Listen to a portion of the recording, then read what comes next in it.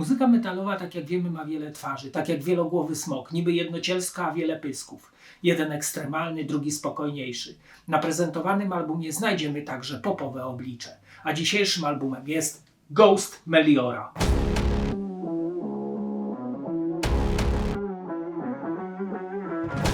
Ghost zostaje założony w 2008 roku w szwedzkim Linköping i wykonuje muzykę z pogranicza metalu, rocka, a nawet popu z okultystycznym sznytem. Założycielem oraz wokalistą jest Tobias Forge, znany pod pseudonimem Papa Emeritus, Kardinale Kopia bądź Fader Imperator. Muzykami zaś instrumentaliści określani jako The Nameless Ghouls, którzy występują w maskach, a ich pseudonimy czy nazwiska są, powiedzmy, utrzymywane w tajemnicy. Pierwsze demo pod tytułem Ghost ukazuje się w 2009 roku, zaś debiutują w 2010 albumem pod tytułem Opus Eponymus. Album został nominowany do szwedzkiej muzycznej nagrody Grammys i spotkał się z pozytywnym przyjęciem krytyki oraz publiki. Drugi krążek Infestisumam ukazuje się w 2013 roku i debiutuje na pierwszym miejscu szwedzkiej listy Sverige-topplistan. Otrzymuje Grammys w kategorii muzyki metalowej oraz dociera do 28 miejsca Billboard 200. Zaś trzeci krążek Meliora, o którym będę opowiadał w tym odcinku, ukazał się w 2015 roku, debiutuje na 8 miejscu listy Billboard 200, sprzedając się w nakładzie 30 000 egzemplarzy. Tytuł Meliora to łacińskie słowo oznaczające poprawę, doskonalenie się, co zespół zdecydowanie uczynił na tej płycie. Muzyka na albumie, wbrew temu co sądzą niektórzy, to niewątpliwie metal, zagrany z polotem, a co najważniejsze jest w tym pomysł oraz oryginalność. Słychać tu wpływy heavy i thrashu, a wszystko podlane wielowarstwową melodyką oraz popowymi naleciałościami, co stanowi smaczek tego albumu oraz w ogóle stylu Ghost. Gitary podkreślają melodyjność płyty, zaś kapelę wyróżnia sejtaniczna otoczka, która według mnie jest kontynuacją stylu zapoczątkowanego ongiś przez Kinga Diamonda. Jest w tym wiele teatralności uwidaczniającej się w strojach muzyków mających w sobie coś z estetyki barokowej. Te maski, kolory przyciągają słuchaczy swoją tajemniczością, jakbyśmy brali udział w jakimś rytuale. Wszechobecne klawisze i organy wzmacniają poczucie mistycyzmu oraz doświadczenia dźwiękowej maestrii. Trzeba przyznać, że muzyka jest wciągająca, efektowna i różnorodna, pełna fantastycznych momentów, które będą nas nawiedzać przez ponad 40 minut. Zespół mimo mrocznego przekazu, a dzięki łagodniejszemu brzmieniu dla masowego odbiorcy, stał się mainstreamowym fenomenem, znajdując również fanów w kręgach pozametalowych. Nie znaczy to oczywiście, że to już pop, co to nie. Mamy tutaj całą masę metalowego riffowania w klimatach Mercyful Fate czy Judas Priest z domieszką Blue Oyster Cult. Można nawet pokusić się o stwierdzenie, że to okultystyczno-rockowe piosenki, które tak samo dobrze sprawdzą się słuchane po ciemku w samotności, jak i na głośnym dance floorze gdzieś w klubie. Styl wokalny Papy Emeritusa, tym razem trzeciego, prezentuje czyste śpiewy w wyższych rejestrach, szepty, quasi-operowe zaśpiewy oraz chóry. Tu naprawdę wiele się dzieje, wzbogacając muzykę o wielopłaszczyznowe partie, które jak mniemam dla fanów z metalem niezwiązanych są bardziej przystępne niż defowy growl czy blackowy skrzek. Ta różnorodność kreuje dość ciepłą atmosferę, która na przekór wszystkiemu i wszystkim zioniem rockiem i paranormalnym, liturgicznym doświadczeniem obecności złych bytów. Muzyka zespołu jest trochę karykaturalna, to trochę pastisz popu, trochę metalu.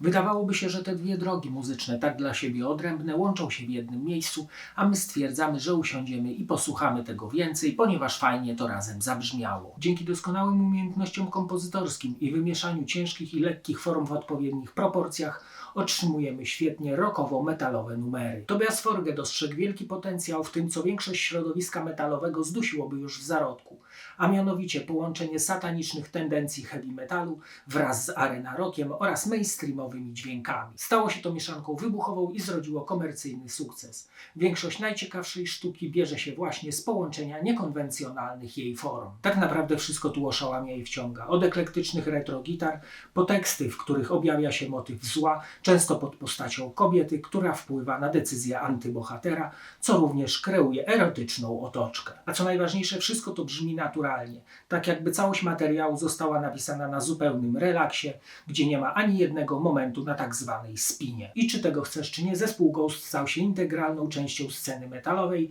więc nie dziwi fakt, że jego wydawnictwa również zagościły na mojej półeczce. Czas posłuchać fragmentów tego pop-sejtanowego rock metalu. Album rozpoczyna kawałek Spirit, w którym słyszymy progresywne brzmienia oraz wpływy space rocka. Upiorne klawisze i organy nadają całości klimatu horroru i mroku.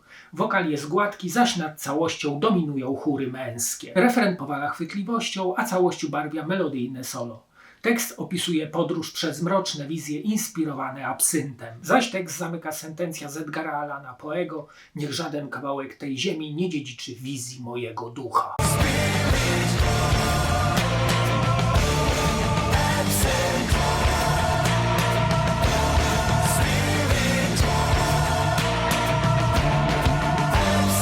From the Pinnacle to the Pit otwiera linia basu, która przeradza się w ciężkie riffy. Zaś Papa Emeritus III wyśpiewuje mega wpadające w ucho melodie. Jest masywnie i niepokojąco, a kawałek bardziej osadzony jest w stylistyce lat 70. niż ówczesne kapele. Utwór hipnotyzuje złożonymi harmoniami oraz doskonałą perkusją. Tekst pokazuje upadek z wyżyn władzy do izolacji i porażki, jednak zachowując swoją godność oraz niezależność.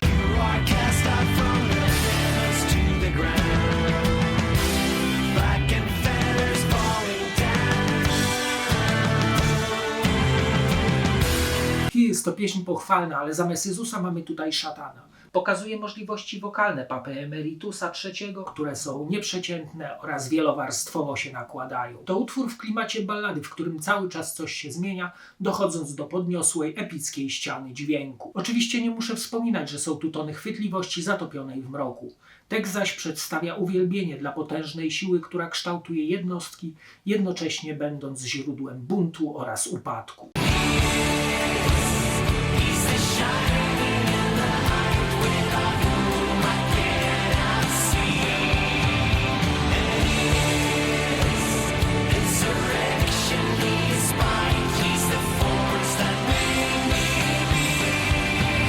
Deus in absentia to piosenka o paleniu na stosie, która jednocześnie brzmi bardzo epicko, z chóralnym refrenem oraz mnóstwem pasaży klawiszowych. Jest tu również coś niepokojącego, coś co powoduje dreszcze. Może ten kończący chorał gregoriański, człowiek opuszczony przez Boga łączy się z innymi w wiecznym cierpieniu.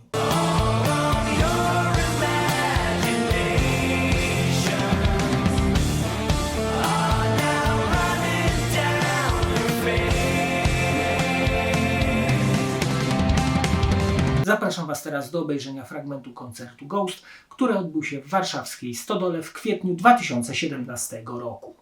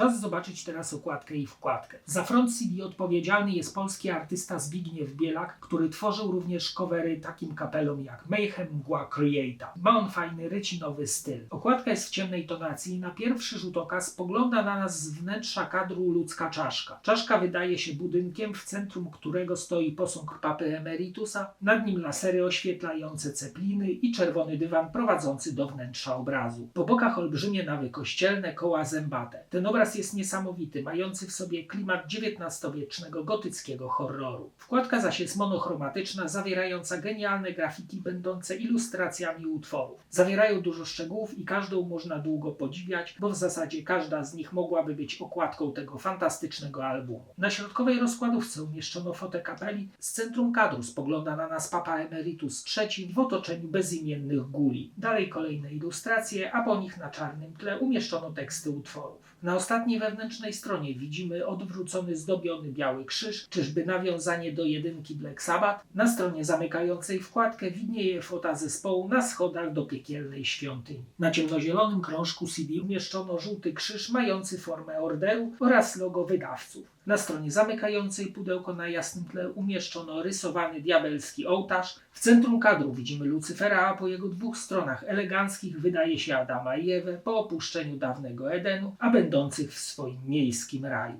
Pod spodem umieszczono tytuły utworów oraz producentów i mixmastera. Z boku logotypy wydawców. Meliora to przysłowiowy strzał w dziesiątkę. Tu wszystko działa jak w zegarku. Każdy takt, każdy tekst są perfekcyjne, a przystępność wcale nie świadczy o bezmyślności, wręcz przeciwnie. To hipnotyzujący, perfekcyjny album, a komercyjny sukces jest tego niezaprzeczalnym dowodem. A teraz zapraszam do oglądania kolejnego odcinka. Cześć!